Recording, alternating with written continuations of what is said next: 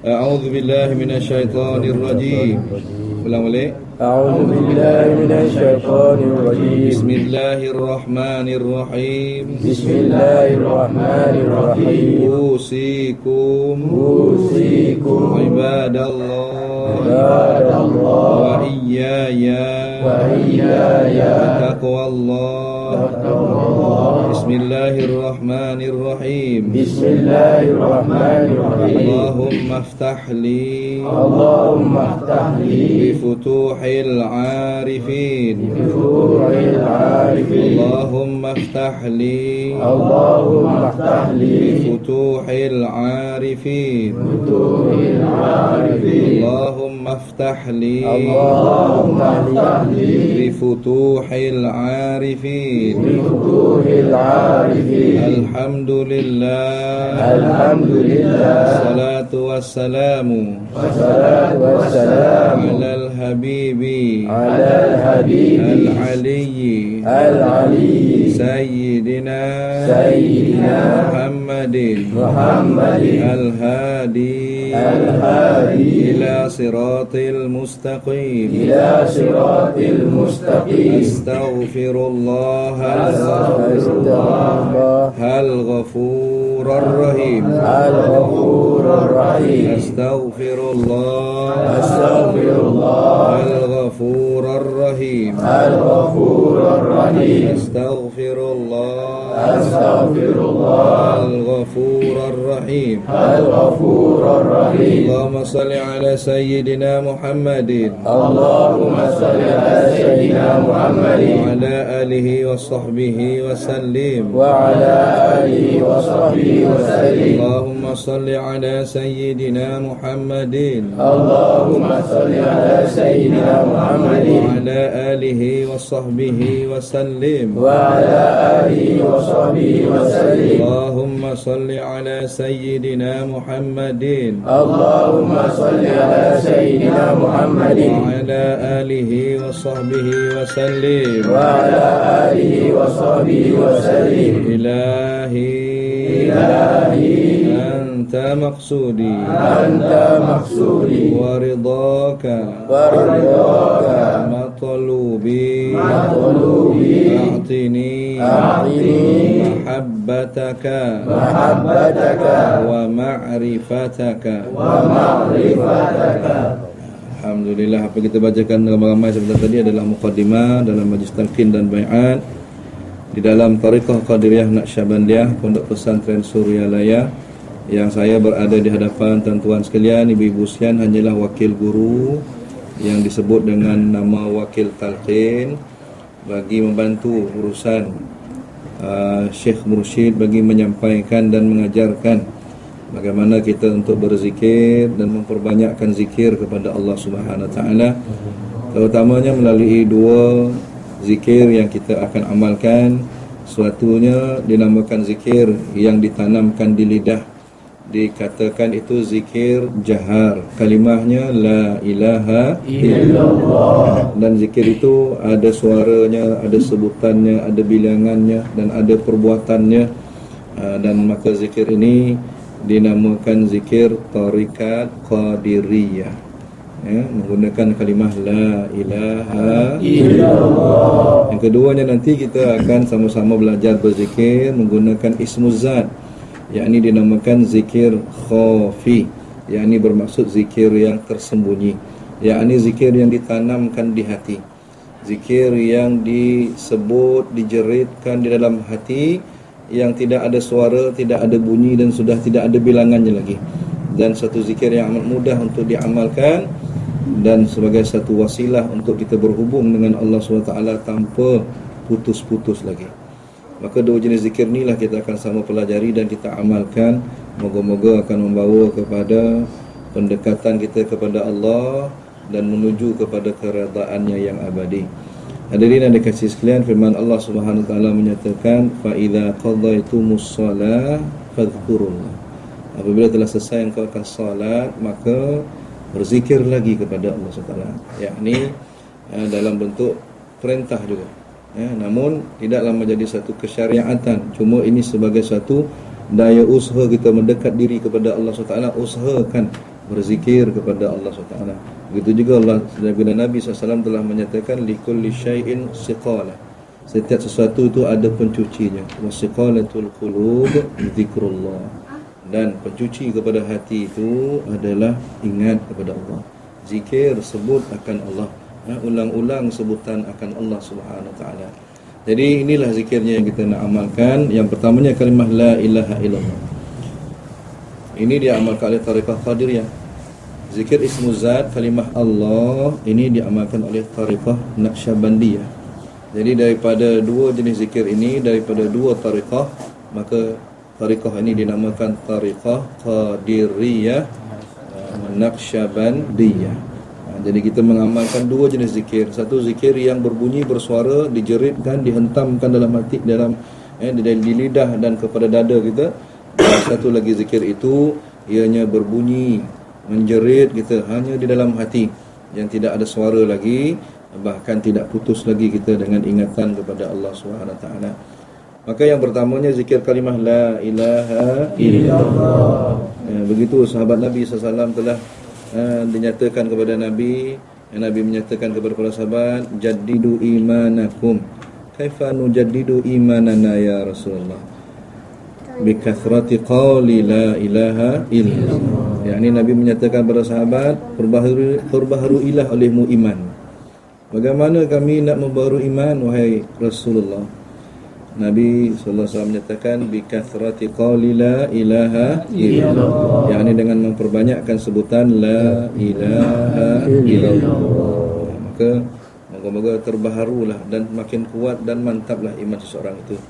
Maka demikian, daripada itu kita memahami dengan kalimah la ilaha illallah ini nak kita amalkan, sebaiknya itu adalah berdasarkan diijazahkan. Basicnya, asasnya adalah untuk kita dapat ijazah ataupun kita ini mendapat suatu keizinan langsung untuk mengamalkan yang disampaikan oleh seorang guru kepada seorang guru, sehinggalah kepada orang yang ingin mengamalkannya tidak terputus yang ianya menyampai kepada Nabi sallallahu alaihi wasallam. Inilah yang kita harapkan, semoga zikir yang kita amal ini tidak membawa kepada penyelewengan dan kesesatan, tetapi kita di dalam penjagaan Allah SWT dan Rasulnya dan para mursyidnya dan juga mursyid yang sempat bersama dengan kita. Jadi hadirin dan kasih sekalian, yang pertamanya kalimah la ilaha illallah sebagaimana telah dilihat tadi. Kalimah la ilaha illallah ni melalui 3 ucapan.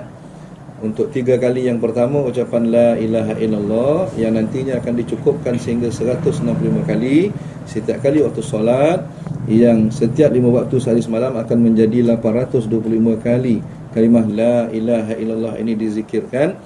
Dia pada 3 kali yang pertama setiap kali solat itu disebut dengan 3 ucapan. Yang pertamanya kalimah la ilaha illallah. Jadi perbuatannya bagaimana? Yang pertamanya, pejamkan mata. Antara adab-adab kita bagi mendapatkan khusyuk dan hilang rasa malu kita kepada perkara yang tak sepatutnya. Kadang-kadang kita berzikir malu, tetapi bila buat maksiat orang-orang tak malu. Ini dikatakan malu tidak kena pada tempatnya. Jadi pejamkan matamu supaya kamu dapat tumpukan kepada zikrullah. Dalam masa yang sama, rasa malu kepada manusia itu hilang, berganti kepada kesungguhan untuk mencapai zikir itu kepada Allah SWT. Pejamkan matamu, tundukkan wajahmu, dan perlahan tahan ditarikkan kalimah la bermula daripada pusat melalui tengah dada sehingga terhenti ke ubun kepala dalam keadaan terdongak sedikit. Contohnya, tengok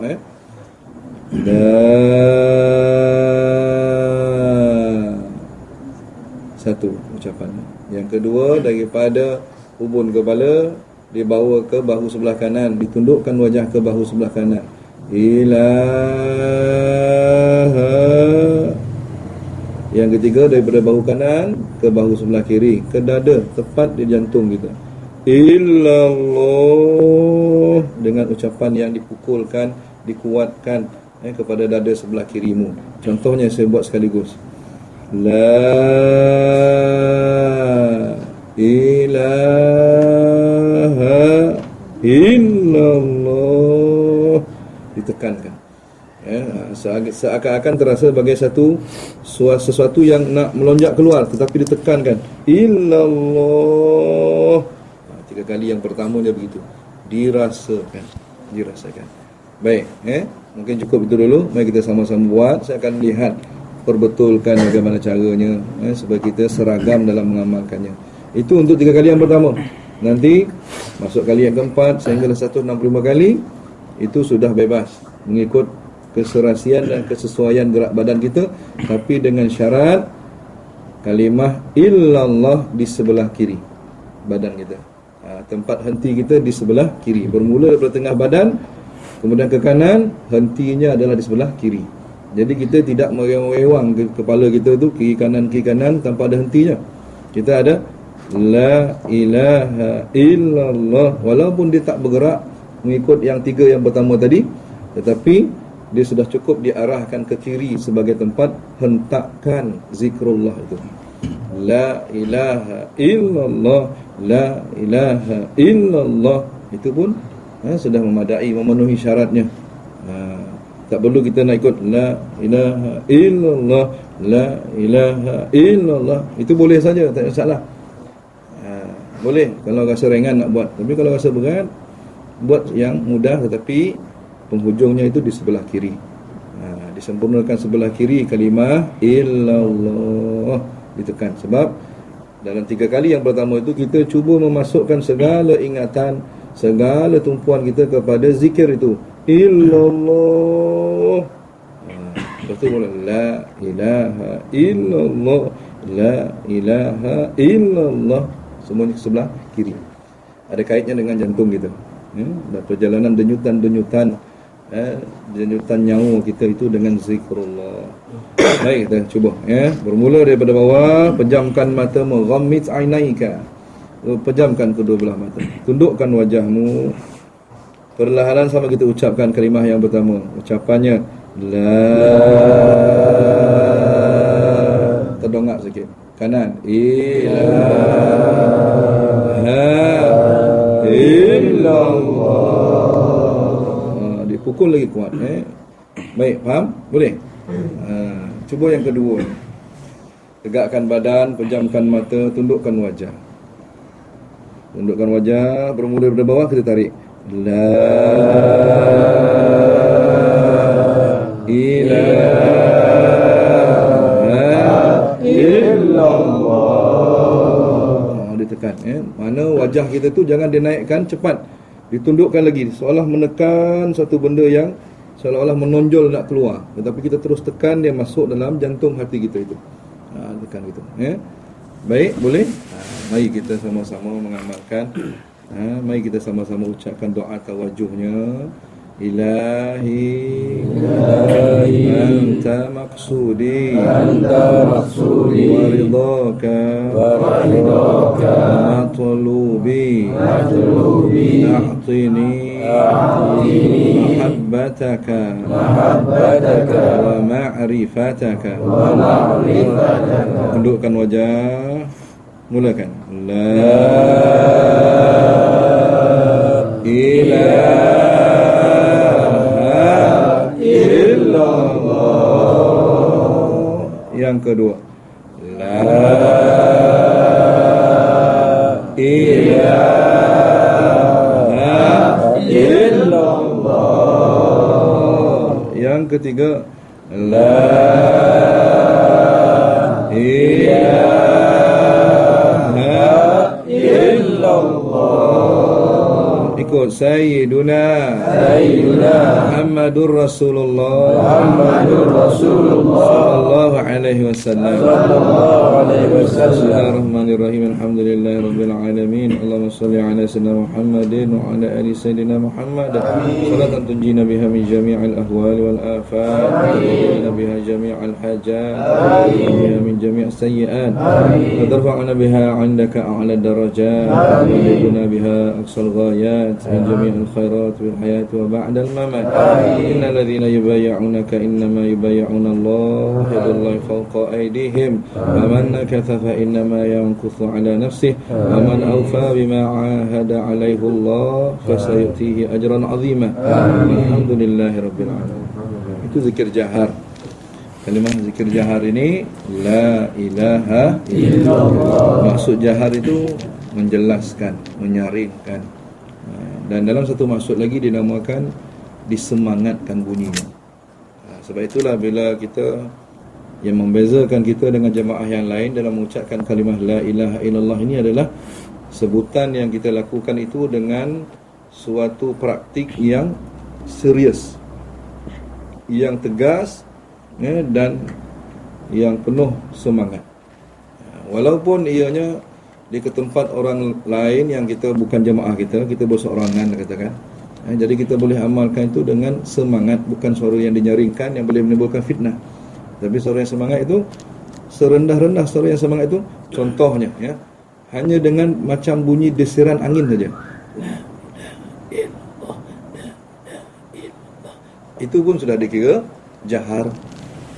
Gitu namun sebab baiknya untuk kita merasakan lebih dekat dengan Allah, lebih rasakan curahan rasa kita kepada Allah SWT sebagaimana kita tunjukkan tadi.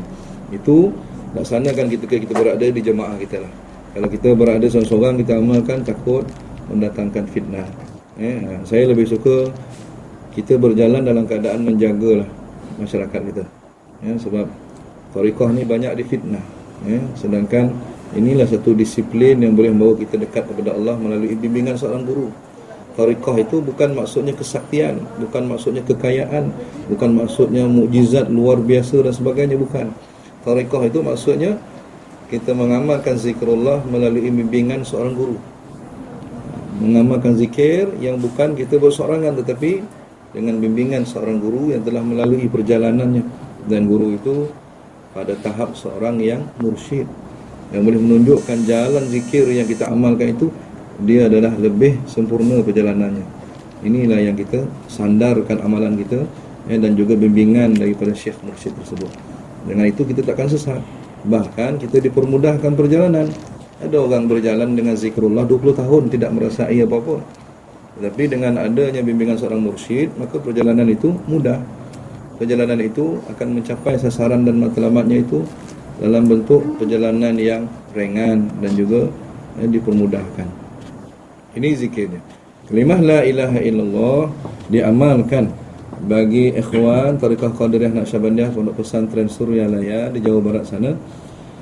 Diamalkan sebanyak 165 kali setiap kali selepas solat. Inilah beberapa perjanjian kita.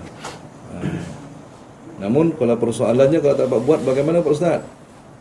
Terserahlah dengan Allah SWT.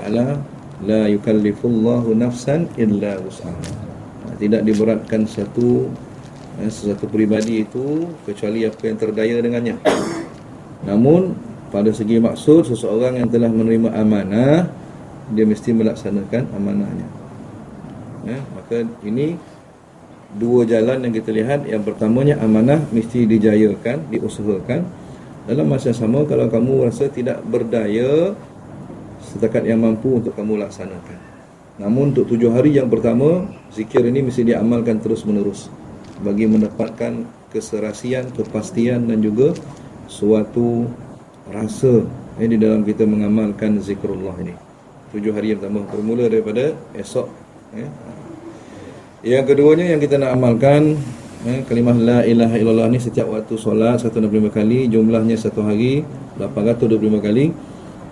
Dan apabila kita tidak mampu, bagi kita yang masih baru ini, kita diberikan keringanan pada waktu itu buat 3 kali, ataupun tak buat tidak mengapa, tetapi pada hari itu disempurnakan 825 kali. Ataupun boleh dibahagikan, waktu siangnya 400 kali, waktu malamnya 425 kali, atau dibahagikan 3 dan sebagainya, tak jadi masalah. Tetapi mengikut kaifiatnya. Bermula daripada kaifiatnya ila hadratin nabiyil mustafa Muhammadin sallallahu alaihi wasallam.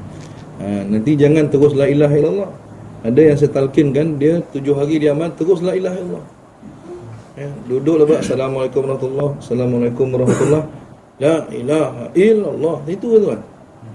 Maknanya kaifiat tidak kena, kaedahnya tidak kena. Dia ada dia punya, bermula daripada Fatihahnya, kemudiannya ada istighfar, ada selawatnya, ada doa tawajuh, baru masuk kepada la ilaha illallah. Baru jalan-jalan tu terbuka. Satu dibuka, baru masuk ke tempat dia. Kan? Jadi kalau kita terus saja la ilaha illallah tanpa membuka pintu-pintunya, ditakuti kita tidak sampai kepada kaedahnya yang betul, tidak sampai kepada matlamat yang kita sama-sama ceritakan. Baik, yang seterusnya ya, zikir dinamakan zikir al-khafi. Zikir ini dia dikatakan apa? Zikir yang tersembunyi. Ya Ustaz tersembunyi ya. Yang tidak manusia tahu, tidak makhluk lain tahu melainkan kita dengan Allah Subhanahu wa taala. Ada satu hadis daripada Aisyah radhiyallahu anha, satu mafhum menyatakan ya, Nabi SAW menceritakan kepada Aisyah bahawa ada si Polan itu dia didakwa di hadapan Allah SWT di hari pengadilan. Namun sesaat itu Allah SWT memasukkan dia ke dalam syurga. Sedangkan kitab amalannya itu diperkirakan oleh malaikat Raqib dan Atid adalah sebagai orang yang berat timbangan kejahatannya daripada kebaikan dia. Lalu bertanyalah kepada Allah Subhanahu taala kepada malaikat itu, mengapa si Polan ini dimasukkan ke dalam syurga-Mu ya Allah? Maka firman Allah SWT, sesungguhnya di saat dia berzikir engkau tidak sempat mencatatkannya. Engkau tidak sempat mencatatkannya. Apa dia zikirnya itu? Inilah yang dikatakan zikir yang tersembunyi, zikir hati, zikir qalbi. Yang dikatakan zikir di dalam lubuk jantung hati kita ini. Yang pada siapa yang tahu pada saat ini kita sedang berzikir kepada Allah SWT. Pada orang tengah ramai kita sedang berzikir. Orang tidak ada pun kita sedang berzikir. Di dalam tandas pun boleh dilaksanakan zikir ini. Dalam keadaan haid, nifas dan sebagainya, zikir ini boleh saja dilangsungkan tanpa memerlukan kepada wuduk dan juga ada adab yang lainnya. Zikir yang paling mudah. Ini yang dikatakan zikir khafi. Kalimahnya apa? Ismuzat, yakni kalimah Allah yang diulang-ulang sebutannya itu tanpa putus. Allahu Allah, Allahu Allah, Allahu Allah.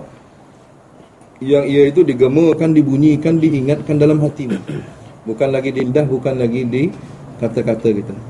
Maka kalimah Allah itu disebut, dijeritkan dalam hati, dipanggilkan Allah dalam hatimu. Yang kita kadang-kadang tidak tahu nak menyatakan rasa kita kepada Allah SWT.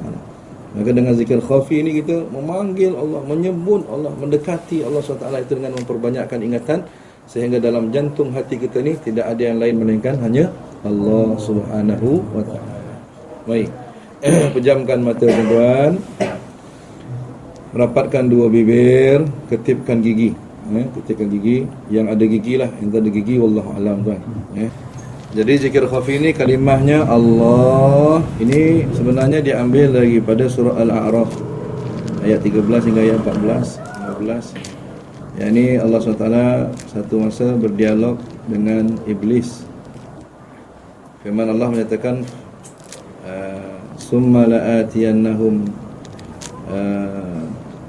Allah SWT menyatakan fabima aghwaytani la'aq'udanna lahum siratakal mustaqim thumma la'atiyannahum min bayni aydihim wa an aymanihim wa an syama'ilihim wa la tajidu aktsarahum syakirin. Yani Allah SWT berdialog dengan iblis dan dia menyatakan di depan Allah SWT, Tuhan, kau sia-siakan aku. Maknanya iblis itu merasakan dirinya dipersiakan oleh Allah SWT. Tadi dah. Okey. La aq'udanna lahum siratakal mustaqim. Aku bersumpah akan aku selewengkan anak Adam itu daripada jalannya yang lurus. La aq'udanna lahum sirat. Aku bersumpah, maknanya dia menyatakan benar-benar niatnya, jelasnya dia punya apa tu keinginannya akan menyesatkan anak Adam daripada jalan yang lurus. Bagaimana caranya? Thumma la'atiyannahum min baini aydihim. Akan aku datangi anak Adam itu daripada depan dan belakangnya. Yang bermaksud akan aku sesatkan anak Adam daripada depan dan belakang. Wa an aymanihim, tak boleh depan dan belakang, akan aku datangkan belah kanannya, sesatkan belah kanannya. wa an syama'ilihim, dan aku sesatkan belah kirinya kalau aku tak berjaya belah kanan. Wala tajidu aktsaruhum syakirin, dan engkau akan dapati Tuhan bahawa tak ramai yang bersyukur kepada engkau. Takkan ramai orang yang akan menjadi bersyukur. Kerana kalau ramai orang tak bersyukur, bermaksud tak ramai orang mengingati Allah Subhanahu Wa Taala.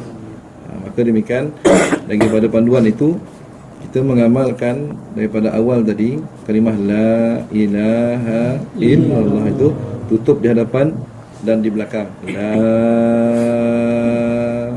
kemudian tutup di kanan. Ilaha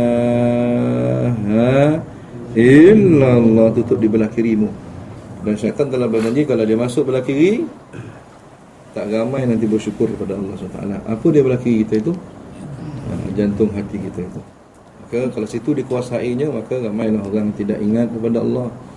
Maka selepas kita membersihkan, kita menghentam hati kita semuanya, maka gunakan kalimah Allahu Allah, Allahu Allah ini untuk mengisi pembersihan yang telah dibuat tadi. Jangan sekadar kita membersihkan tetapi kita tidak mengisi. Sebagaimana rumah, kita telah bersihkan rumah, kemudian kita tinggalkan begitu saja. Tidak ada perabotnya, tidak ada langsirnya, tidak ada itu ini sebagainya, rugilah kita. Maka dimasukkan kalimah Allah, Allahu Allah, Allah. Jadi kalimah Allah, ismu zat ini sebagai pengisi kepada jiwa yang telah dibersihkan. Jiwa yang kita kosongkan setelah kita bersihkan, maka dia perlu diisi agar ianya penuh ingatan dan sebutannya kepada Allah SWT. Maka itulah dia punya konsep dia, ataupun dia punya cara jalan itu. Maka bagaimana kita nak mengamalkannya? Pejamkan mata tuan-tuan, rapatkan dua bibir, ketipkan gigi, tongkatkan lidah ke langit-langit, rasakan langit atas tu. Kemudian tundukkan wajah ke dada sebelah kirimu, tempat kita hentamkan kalimah illallah. Pandang dengan mata basirah, mata hati kita. Pandang. Datangkan dua jari belah kanan kita, tangan kanan kita, dua jari datangkan, letakkan dua jari itu di bawah susu kiri. Maknanya kalau orang lelaki itu pertemuan di antara dada dengan perut itu, di situ ditekan, gitulah orang ibu itu sama juga. Di sekitar itu, di bawah dua jari susu kiri itu, di situ dicarikan denyutan nadimu, yang itu dimaksudkan denyutan zikrullah. Khafi itu nak disimpan di situ. Khafi itu nak dibunyikan bersama denyutan jantungmu itu. Dan pada malam ini selepas kita ditanamkan di dalam hati kita, denyutan jantung, denyutan nadi dan nyawa kita itu adalah denyutan zikrullah. Setiap kali dia berdenyut, dia bersamaan dengan kiraan Allahu Allah. Itu bagian normal. Dia tak terperanjat, dia tak ada penyakit jantung sebagainya, jadi normal. Allahu Allah. Seminitnya, dalam satu minit tu dia lebih kurang dalam 60 ke 67 kali. Tetapi kalau kita lajukan dia sehingga dia boleh menjadi beribu-ribu kali. Tapi kita dapat rasakan dub dub dub dub, Allahu Allah, Allahu Allah, Allahu Allah. Di sini. Ini dipanggil hati nurani kita. Hati nurani. Dua jari. Jadi letakkan, pejamkan matamu, pandang ke dada sebelah kiri hingga kan merapat dagu dengan dadamu. Dadu dengan dada, dagu kita dengan dada, rapatkan. Terus pejamkan matamu dan dibantu dengan tasbih ini, ikut rentaknya dalam mengucapkan ismu zat tersebut. Allahu Allah, Allahu Allah, Allahu Allah, Allahu. Teruskan dalam hatimu. Bibir sudah dikunci, gigi sudah dikatupkan, lidah sudah dihentikan gerakannya. Yang berbunyi, yang berdenyut hanyalah di dalam jantung hatimu. Sebutkan perlahan-lahan. Allahu Allah, Allahu Allah, Allahu Allah, Allahu. Terus dan perlahan-lahan dihilangkan tentang apa saja ingatan bisikan yang datang, sama ada tentang kerjamu, tentang rumahmu, anak pinakmu, hutang piutangmu, kesusahanmu, kegembiraanmu, lupakan. Dibuang jauh-jauh, dikosongkan daripada ingatan dan lubuk hatimu. Allahu Allah, dilajukan sebutan Allah dalam hatimu agar terus menerus masuk dalam hati. Allahu Allah, Allahu Allah. Tidak ada suara yang kedengaran, tidak ada bisikan yang mendatang, tidak ada ingatan yang mendatangi, melainkan hanya ingatan pada ismu zat Allahu Allah, Allahu Allah. Dilajukan sebutan sebanyak-banyak. Allahu Allah, Allahu Allah, Allahu Allah. Dan perlahan-lahan didatangkan diri kita yang serba kelemahan, diri kita yang serba kealpaan, diri kita yang penuh dengan rasa tidak menentu kepada Allah Subhanahu wa taala di dalam hati ini. Allahu Allah, Allahu Allah, Allahu Allah, Allahu Allah, Allahu Allah. Tarik nafasmu, simpan dan buang, dan ambil semua nafas bersama dengan denyutan ingatan kepada Allah. Allahu Allah, Allahu Allah. Dan didatangkan ingat dalam dirimu tentang Allah yang maha kuasa, Allah yang maha hebat, Allah yang maha bijaksana, Allah yang maha mengaturkan segala-galanya hidup dan mati kita. Sehingga Nabi sallallahu alaihi wasallam menyatakan, "Idza dzakartani syakartani wa idza nasaitani kafartani." Yang apabila kamu zikir berarti kamu syukur kepada Allah, dan apabila kamu lupa berarti kamu kufurkan akan Allah. Allahu Allah, Allah. Jeritkan dalam hatimu. Allahu Allah, Allahu Allah. Datangi Allah yang menantimu. Allahu Allah, Allah. Jeritkan sekuat kuat, sebanyak-banyaknya, sehingga tidak ada bisikan dan ingatan lain datang, sehingga terbebas kekosongan itu hanya dengan ingatan kepada Allah di dalamnya. Allahu Allah, Allahu Allah, Allahu Allah. Dan datangkan ingat pada dirimu yang serba mengharap kepada Allah, yang serba lemah, yang serba kekurangan. Dirimu serba meminta kepada Allah Subhanahu wa taala yang tiada lain. Qul huwallahu ahad, Allahus samad. Allah tempat segala-galanya makhluk bergantung kepadanya. Allahu Allah, Allahu Allah, Allahu Allah, Allahu terus. Allahu Allah, Allah, Allah, Allah. Teruskan dalam hatimu sebanyak-banyaknya, dengan dosa kita yang bertimbun, dengan ibadah kita yang belum sampai kepada kepuasan dan kepuasan kita kepada Allah. Allahu Allah, Allah. Kita maha lemah dan kita maha bergantung dan berharap pada Allah, tiada Tuhan melainkan Dia. Allahu Allah, Allahu Allah, Allahu Allah, Allah, Allahu. Ikut Sayyiduna Muhammadur Rasulullah sallallahu alaihi wasallam. Maka ini dipanggil zikir khafi, dan pada saat ini kita berusaha menanamkan zikir itu ke dalam lubuk jiwa kita, yakni hati nurani kita.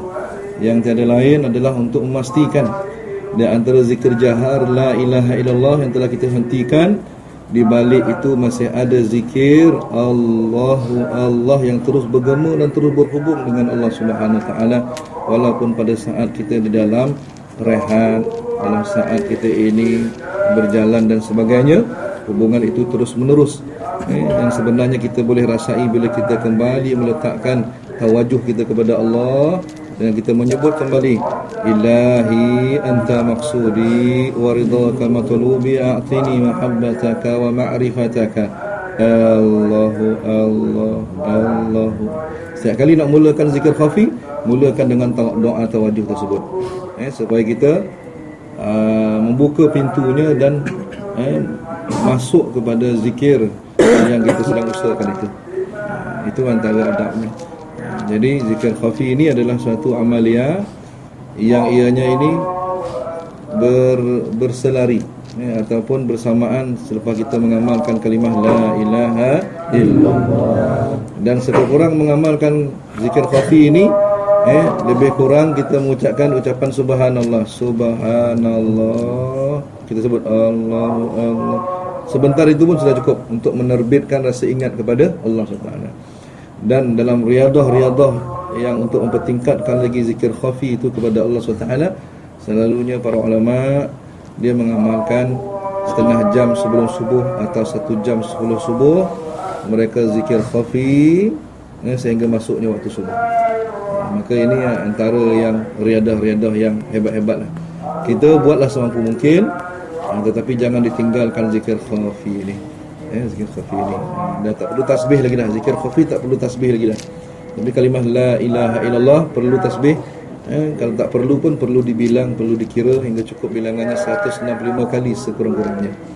Itu perjanjian kita pada malam ini, bayat kita pada malam ini. Begitulah Allah SWT menyatakan dalam surah Al-Fat, innal ladzina yubayyi'unaka innama yubayyi'una Allah. Sungguhnya Allah menyatakan kehadirat Nabi sallallahu alaihi wasallam, orang yang berjanji dengan engkau ya Muhammad bukan dengan engkau janjinya, mereka berjanji dengan Allah Subhanahu wa taala. Faman nakatha fa innama yankuthu ala nafsi. Siapa yang tidak menunaikan janjinya, siapa yang dia itu pecah janjinya, maka dia sebenarnya menipu dirinya. Dia pecah, dia sebenarnya tidak jujur pada dirinya. Wa man awfa bima ahada alaihi Allah. Dan barang siapa yang benar jujur terhadap janji-janjinya, wa man awfa bima ahada alaihi Allah fasayutihi ajran azima. Maka Allah datangkan kepadanya nanti ajran azima, ganjaran yang besar, balasan yang baik-baik, yang hebat-hebat oleh Allah Subhanahu wa taala yang akan berinya. Maka inilah talqin dan baiat dalam tariqah Qadiriyah Naqsyabandiyah. Tentuan ditalkinkan dengan dua jenis zikir. Satu daripada tariqah Qadiriyah, kalimahnya la ilaha illallah. Dan yang keduanya tuan-tuan ditalkinkan dengan tariqah Naqsyabandiyah yang zikirnya kalimah ismuzat Allahu Allah Allah. Begitu bunyi dalam hati tuan-tuan. Mati degupan itu. Dilajukan, diperlahankan, dijeritkan, bunyinya tetap bersambungan. Allahu Allah, Allahu Allah. Kalau orang tanyakan saya, boleh tak buat? Kita buat putus-putus. Allah, Allah, Allah. Itu bukan zikir kita. Yang saya terima, yang saya ajarkan, yang saya bantu Syekh adalah mengajarkan satu ismu zat yang bersambungan bunyinya. Allahu Allah, Allahu Allah. Dihidupkan hu yang di hujungnya itu. Dan kalau yang menyampaikan dengan cara satu-satu disebutkan Allah Allah, itu zikir daripada jemaah yang lainnya. Wallahu alam, kita tak tahulah. Tapi kaifiat kita begitu. Dan apa yang terhasil adalah fadilatnya itu pun nanti terserah pada Allah SWT mengikut apa yang kita ajarkan ataupun yang kita amalkan. Jadi itu yang kita kongsikan bersama bersama ini. Jadi tuan-tuan semua sudah saya talqin dan baiatkan. Tuan-tuan sudah saya ajarkan bagaimana la ilaha illallah. Tuan-tuan sudah saya ajarkan Allahu Allah, Allahu Allah, Allahu Allah dalam hati tuan-tuan. Maka saya telah talqinkan. Baiatnya ialah tuan-tuan lah yang akan menyempurnakan amalan ini sebagaimana yang terkandung dalam kitab Uqudul Juman. Mungkin Tuan Haji ada photostat dia. Kitab tu saya nak bawa tapi saya ingat saya terlupa semua kata dia. Saya dah dalam kereta dah sampai ke nilai tu baru saya ingat. Tapi saya boleh hantarkanlah dalam masa 2-3 hari ni kepada tuan-tuan yang originalnya. Jadi mengikut buku Uqudul Juman itu ada diajarkan panduan-panduannya bermula daripada Bismillahirrahmanirrahim, Fatihahnya sehingga kepada penghujung zikir Allahu Allah. Selepas mengamalkan 7 hari tuan-tuan, moga-moga dapat dirasakan suatu keserasian dan ingin meneruskan lagi, teruskan. Selepas itu dalam tempoh beberapa hari ataupun mungkin sebulan lepas itu kita akan ajarkan wirid khataman. Dalam kitab itu ada 2 jenis. Satu zikir harian, yang satu lagi dipanggil wirid khataman. Wirid khataman itu adalah sekurang-kurangnya perlu diamalkan oleh seorang itu seminggu sekali apabila dia telah sempurna wirid ataupun zikir harian tu. Kemudiannya daripada wirid khataman tu tuan-tuan, setiap bulan kita perlu mengadakan manaqib Syekh Abdul Qadir Jailani qaddasallahu, yakni suatu majlis menceritakan riwayat hidup Syekh Abdul Qadir Jailani qaddasallahu, yakni Syekh yang kita jadikan sandaran dan kita punya rantaian silsilah tariqah ini. Yang di dalamnya itu majlis itu menceritakan tentang bagaimana kegigihan seorang wali Allah ini di dalam mengamalkan amaliyahnya dan juga agamanya, keilmuannya bagaimana dan bagaimana watak pribadinya yang ianya itu merupakan seorang daripada cicit Nabi sallallahu alaihi wasallam, cucu cicit Nabi sallallahu alaihi wasallam. Maka itu adalah satu kemestian yang perlu dijalankan kepada mana-mana tempat yang mengelolakan pusat manakiban dan khataman Tarekat Qadiriyah Naqsyabandiyah Pondok Pesantren Sualaya.